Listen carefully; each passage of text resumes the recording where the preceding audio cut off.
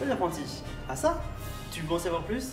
Alors c'est parti pour la review sur le comics Star Wars L'Empire des Ténèbres, tome 1.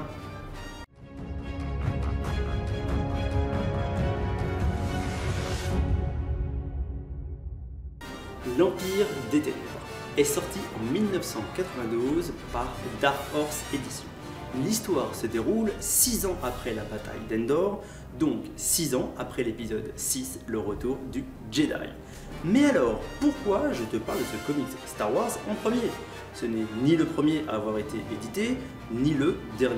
Et tu te doutes bien qu'il ne clôture pas l'histoire Star Wars. La raison est très triviale, c'est juste que c'est le premier comics qui m'a été offert sur Star Wars. D'ailleurs, à l'époque, j'avais eu les 2 premiers tomes sur 5. Bon, clairement, je ne les ai pas eu l'année de leur sortie, vu que j'avais que 6 ans, mais plusieurs années avant la sortie de l'épisode 1, La menace fantôme. Revenons à ce comics. Nous y retrouvons nos héros, Luke, Leia, Han, Chewbacca, R2-D2, C3PO et même Lando. Il y a bien sûr d'autres personnages connus qui font leur apparition, tels que le général Akbar, Mon Mothma, etc. Autant te dire de suite, l'histoire fait partie dorénavant de l'univers légende.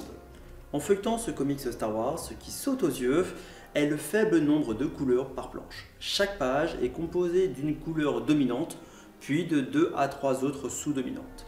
Les couleurs sont douces, il y a peu de combats dans ce premier tome, et ce n'est très clairement pas sur ce point que l'œuvre se tourne, vu que les combats sont réduits à leur minimum.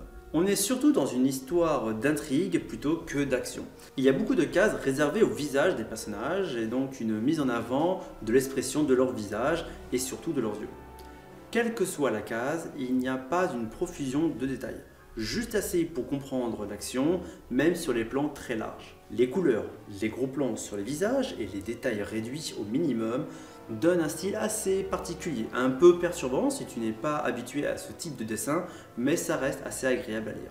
Je ne cache pas que par moments, j'aurais préféré des vraies couleurs ou plus de détails. Au début du tome, il y a une page d'introduction dans le même style que l'introduction des films Star Wars, sauf que sur la page suivante, on n'est pas dans l'espace avec un ou plusieurs vaisseaux qui rentrent dans le champ. En ce qui concerne l'histoire, je te rassure, je ne vais pas faire un résumé complet. Pour le début, une nouvelle république a été proclamée par l'Alliance rebelle, mais les forces impériales n'ont pas toutes été vaincues. Ainsi, les impériaux firent leur retour et surtout réussirent à s'emparer de Coruscant. Luke Skywalker et Lando Calrissian se sont écrasés sur Coruscant à bord d'un destroyer stellaire impérial volé lors de la bataille d'Endor.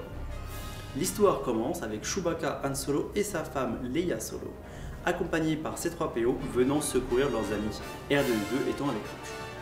Cependant, sur Coruscant, la situation n'est pas tranquille, vu qu'il y a une guerre civile, notamment entre les impériaux fidèles, ceux qui voudraient rester dans la Nouvelle République, et les pillards des 4 coins de la galaxie.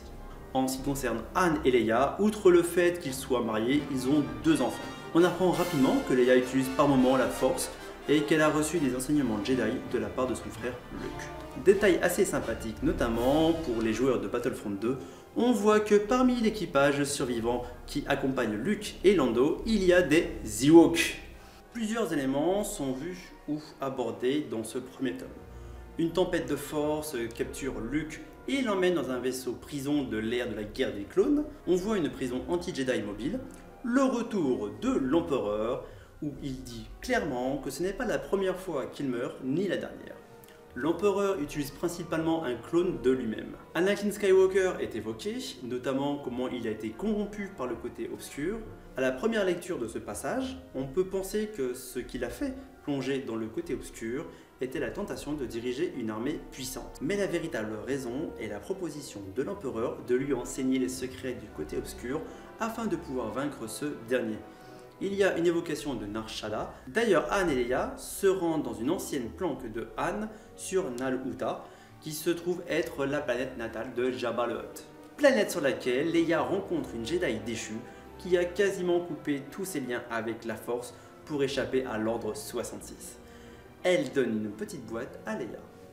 Ce premier tome se termine par l'arrivée de Leia et de Han dans l'appartement de ce dernier sur Nal Hutta.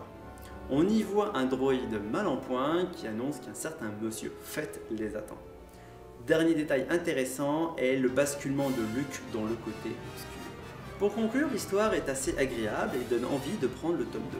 Par contre, les noms sont en partie en anglais, on a donc dû Darth Vader au lieu de Dark Vador, qui est le nom parfaitement canon pour le français. Quant à l'étoile de la mort première du nom, elle est soit appelée étoile de la mort, soit étoile noire.